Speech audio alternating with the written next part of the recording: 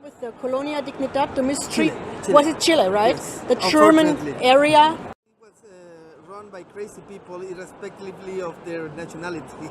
I mean, nationality is secondary, but it was some people that were abusing of other people, Yeah. abusing of children, abusing of people that live there in terms of the way of working, and also abusing of political people that were persecuted by the Chilean dictatorship headed by Augusto Pinochet.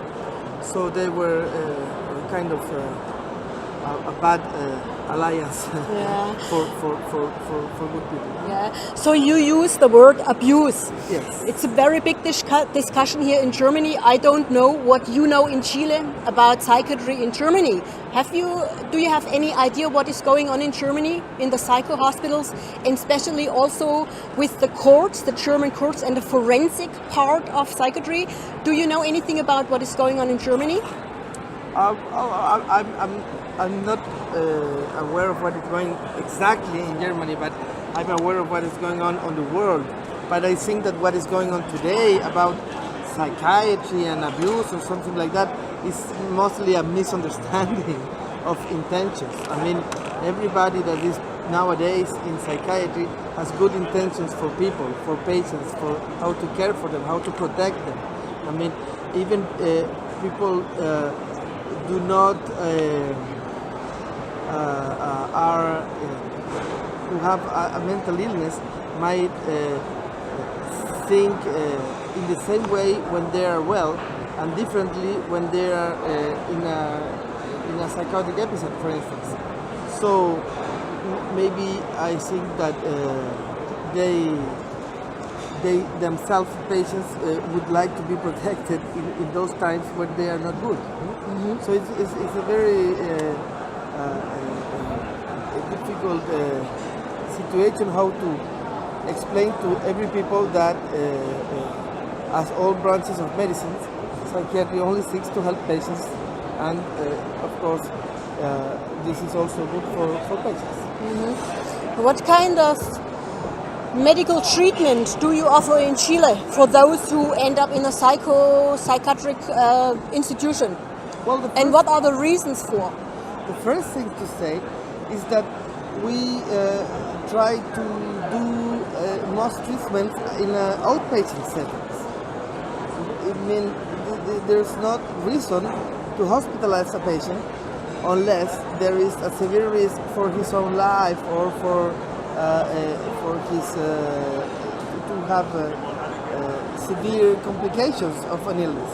It's very the same as in bronchopulmonary. You know bronchopulmonary what means? Respiratory diseases, internal medicine. When a patient comes with cough and we can think that we can prescribe antibiotic medications with cough medication and fever medication, and you think you will ask patient to come to see you again in a week to see if cough is now gone and he's well, and you think that he will live until he will come to see you again, then you will prescribe the medication as an outpatient. Mm-hmm. But if you don't, if some signs of severe illness are present that with some well-established criteria make you think as a doctor that the patient, even though he starts antibiotics today, he has so severe cough, his respiratory frequency is so high, his chest radiography shows more than 3 lobes,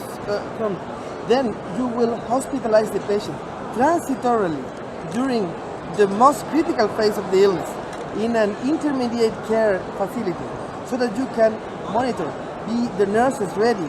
So if he make a cardiac arrest or a respiratory arrest, you can put him out of there, and then when he's well enough, a few days later, as soon as possible, you will discharge him from hospital to continue antibiotic medication safely home and to come to visit the home. Yep. Psychiatry is in no way different than that, from my point of view.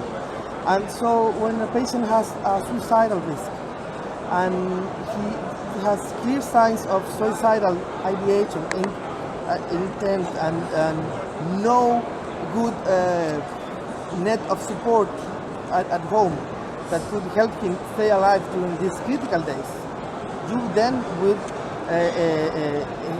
have better the treatment to make in a safe setting, hospitalized, transitorily, as few days as possible, but just to save life in the critical time.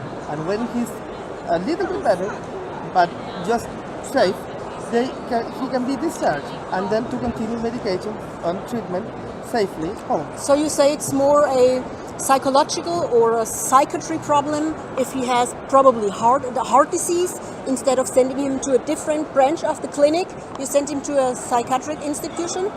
No, what I'm saying is that... Maybe I misunderstood. Maybe you misunderstood, or maybe I didn't explain good because of English. But the way I see it is that the criteria, the reason because in psychiatry we have to hospitalize patients is in no way different than the reason we have to hospitalize patients in other branches of medicine. So after you let these people go and leave the hospital or the whatever institution that is, will the treatment continue? Of course, always. Yeah. Always. I mean, because hospitalization is not a place to make a complete treatment. It's just a place to make treatment in a safe setting when the situation is dangerous for the patient and has risk to die. Yeah. That's maybe the main reason why people sometimes get hospitalized, because there's a risk for their life. And this is how it is similar to respiratory disease or to cardiac disease. Yeah. So what kind of treatment? You mentioned antibiotics. What other treatment do you offer? For the example of a pneumonia. For example, yes. In the case of psychosis, it would be antipsychotics, or in the case of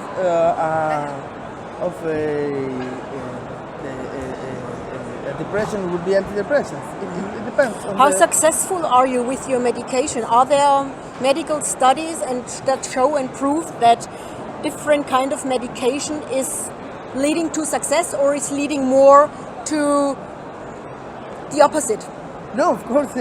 There are studies that support that they are leading to success. That's why we use them. If not, we would not use them. Yeah, because, same thing with antibiotics. Yeah, there are different studies. I've read different studies. I have not the name now. Unfortunately, I don't have it here. But there are different discussions and different studies going on that say, or prove in quotation mark, that, for example, depressive medication will lead more to the negative side, the negative effect. So the patient is more suicidal afterwards. He's more depressive taking these medications. So there is not one specific medication for every single patient. So you have to find it out. So how long does it take to find out which medication you or your colleague or whoever takes it? What kind of, how do you choose? I'm aware of the reports that you mentioned, but the thing is that there are several symptoms in depression, and there is low energy, and there is also suicidality. So if an antidepressant gives you the energy that you didn't have before treating suicidality, then you will have a higher suicide risk. That is why sometimes when suicide risk is high, you must do the first part of the treatment in a secure environment, which is hospitalization. But when the patient is no longer suicidal, because it's major depressive episode, it's just an episode. It's not that you are depressive, in other way you are, is to have a depressive episode. So when you are no longer in the depressive state, you are no longer suicidal, and it's good that the antidepressant gives you your energy back. You understand? I mean, it would be unsafe in some cases. But the thing is that this warning was given, and after these years, the next years, the suicide rates went up because people stopped giving antidepressants. So it was a worse recommendation. So the thing is that depression must be treated. It's good for patients to be treated and to not be suicidal, to get your energy back, to regain to your ability to enjoy life. And you have to make a good evaluation on the beginning. Is it safe to start as an outpatient, or should we recommend higher protection as an inpatient for the first part of the treatment until he's good enough to be safe home? How much are you maybe personally involved in writing reports for courts or for other institutions so they can hospitalize a person? What is going on in Chile? I am not related to this field.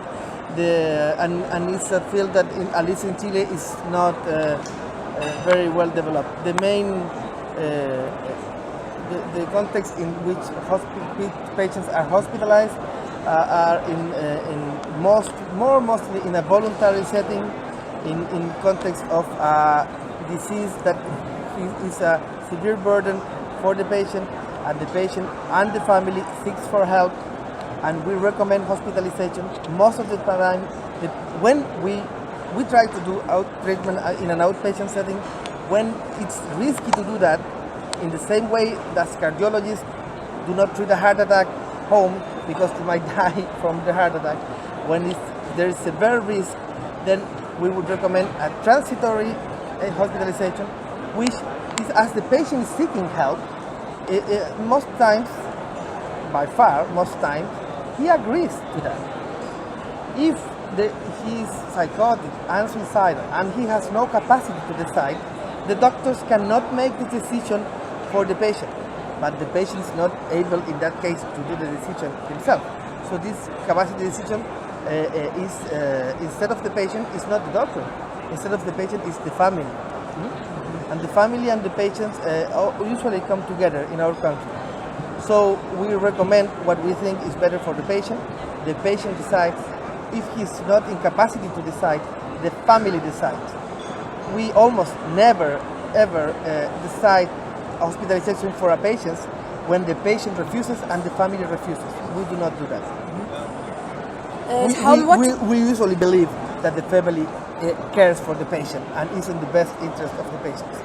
We also believe we do, but we can be more certain that the family does more because they know the patient that lives the family. Maybe there is no family, but what is going on in? It's very rare that there is no family at all. Yeah. At least in Chile, we are maybe that we are culturally different.